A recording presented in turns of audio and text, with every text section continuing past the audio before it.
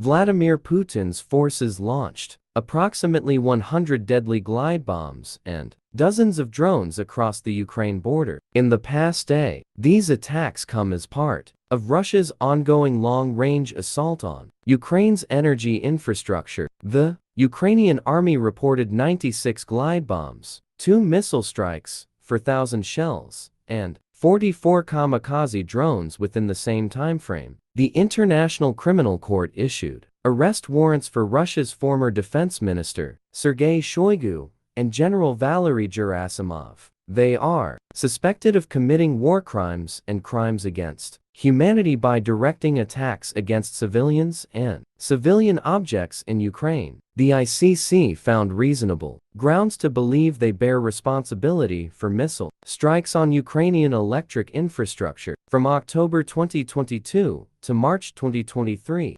European Union countries implemented a sanctions package against Belarus to prevent circumvention of restrictions on Russia. Meanwhile, China opposes the EU's inclusion of some Chinese firms in its 14th package of sanctions against Russia, impacting China-EU economic relations. Russia blocked access to over 80 European media outlets within its borders, leading to further restrictions on free and independent information. This move was in retaliation for a similar EU ban on several Russian media outlets. The Kremlin dismissed the ICC arrest warrants for Russian officials as absurd, citing lack of jurisdiction. Russian authorities do not recognize the court's orders. Dutch Prime Minister Mark Rutte has been appointed as the next NATO chief after his sole rival withdrew from the leadership race. Russia has pounded Kharkiv, apparently to draw some Ukrainian forces away from the defense of Donetsk while trying to create a buffer zone to prevent cross-border